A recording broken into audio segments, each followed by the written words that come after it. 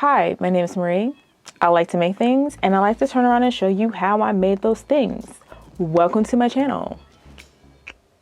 If you like tutorials on crochet, jewelry making, resin, Procreate, all of the above, taught in a very weird way, then subscribe. You found your home. This is where you belong. Okay?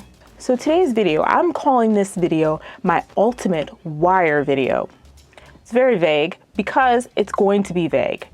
Basically, in this video, I am going to talk about all the different types of wire that you can get your hands on.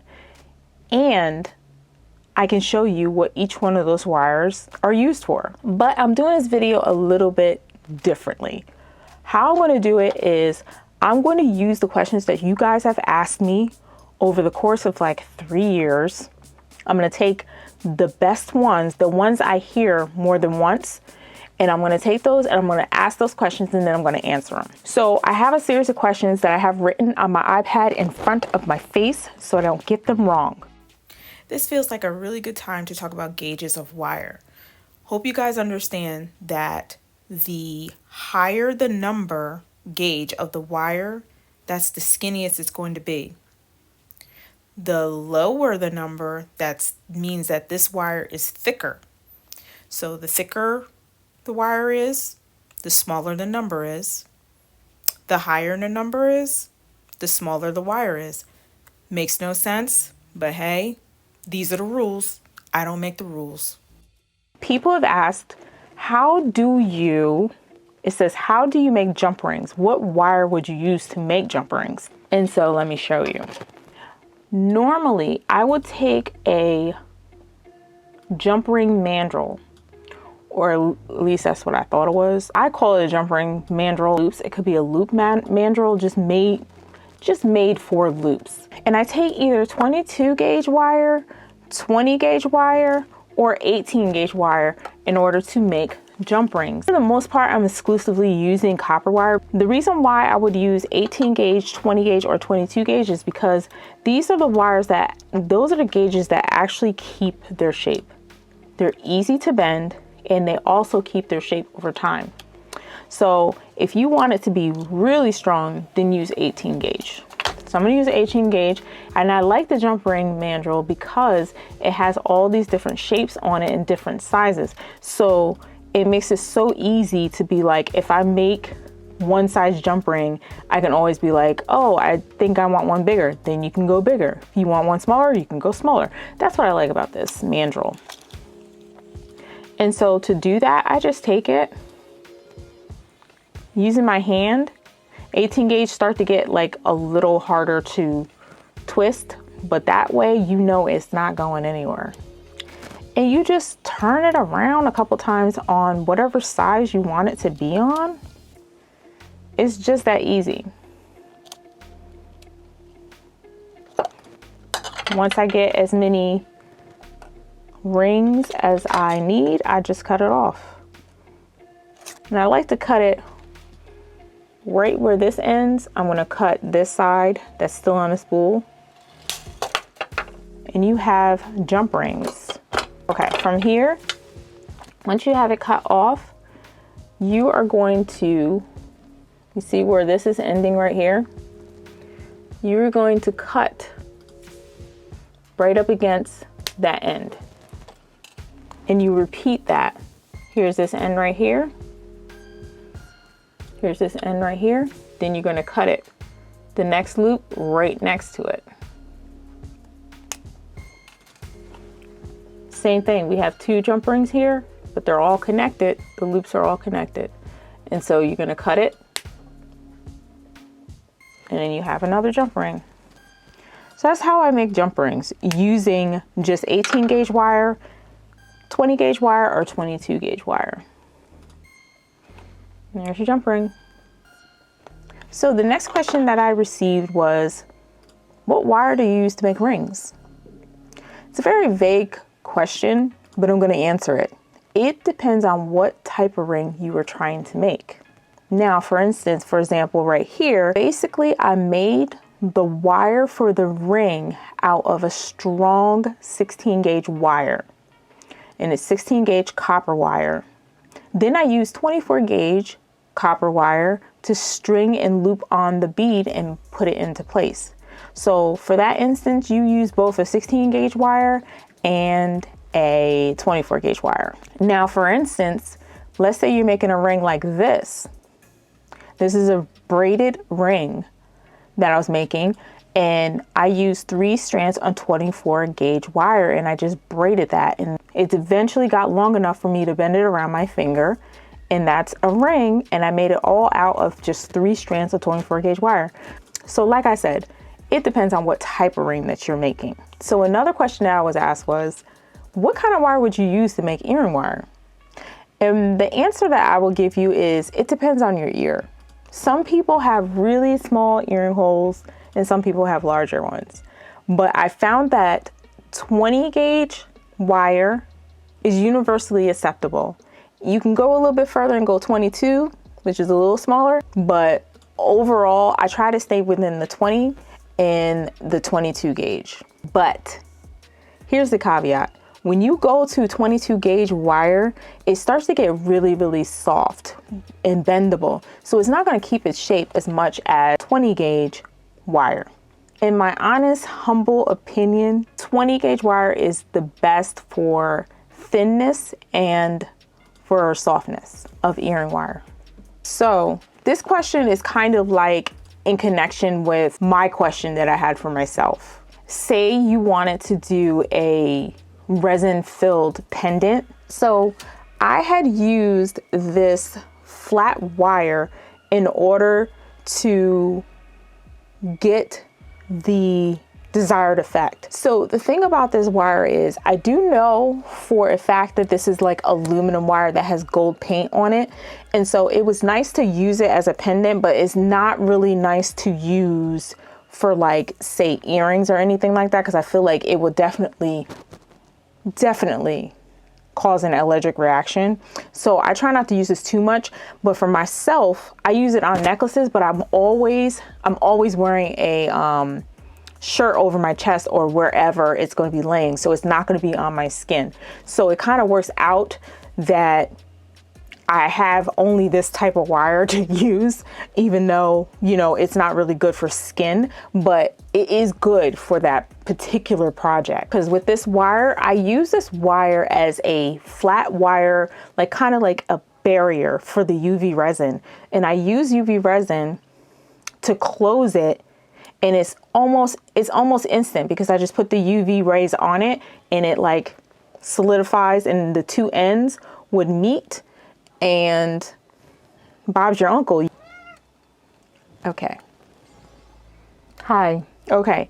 So the next question that I have, and I actually made a video on this, but this person didn't know that I made the video on it, and I linked them to this video, so they're taken care of. But they asked me, say you want to make a flower, a wire flower, or use a happy jig, like what kind of wire would you use? And I would say, and I told them that 20 gauge copper wire will work just fine. It's a little bit tougher than the average wire. So I also suggested that she uses aluminum wire. So either you use 20 gauge aluminum wire, which is a little bit softer than copper, and you're good to go. And the reason why I would suggest 20 gauge wire is because it's soft enough to bend, but it's also strong enough to keep its shape. Once you bend it into that shape, 9 times out of 10, it stays in that shape. The next question is, what kind of wire would you suggest for lock jewelry? I love how I get a lot of questions for things that I already have videos for. I love you guys so much from the bottom of my butt. So I do have a lock jewelry video. And for lock jewelry in general, there's different types. They have ones that are like spiral, like this one. They have some that are just like a little spiral, and then like you have like a little bead on it, like this one.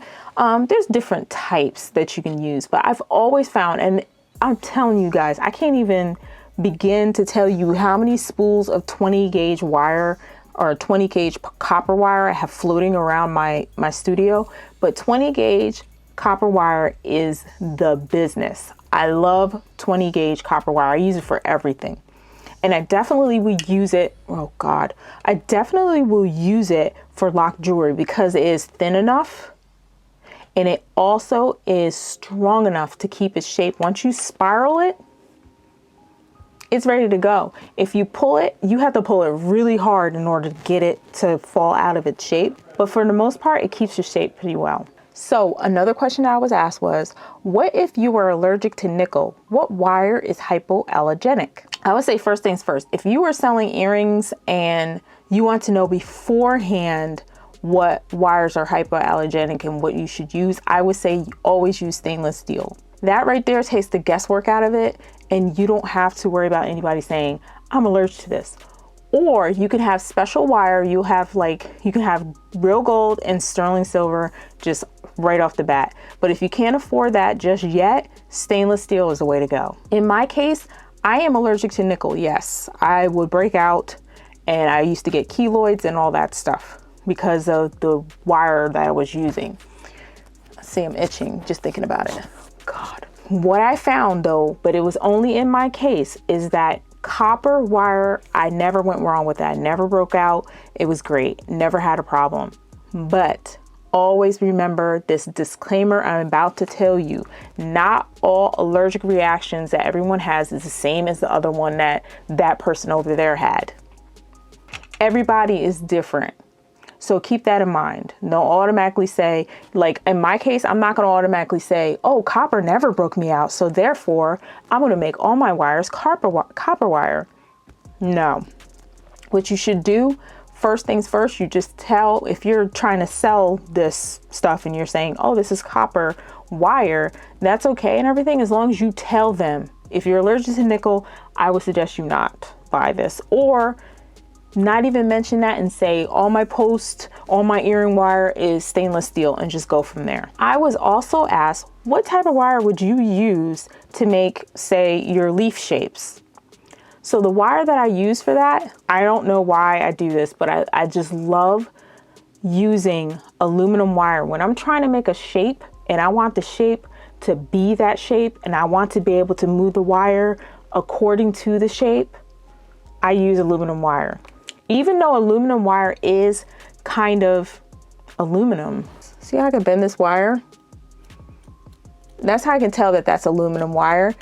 So yes, it will bend in the shape you want it to be, but in order for me to keep it in that shape, I take a chasing hammer and an anvil to it, flatten it out to make it stronger. I also have a clip of me explaining, or having my husband explain to me. He explained to me the concept of why when you smash a hollow wire, that when you smash it, after you smash it, it becomes stronger, and what happens. I asked my husband about this, and he thinks this is what it is.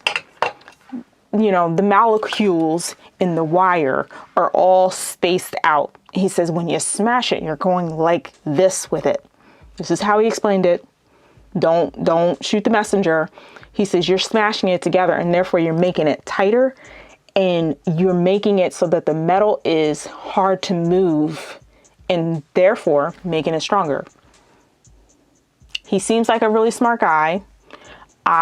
When he said it to me, I said, that does make a lot of sense. Now remember, there is a possibility that the stuff that's on the outside of any of these aluminum wires that you have out there, it could possibly have nickel in it.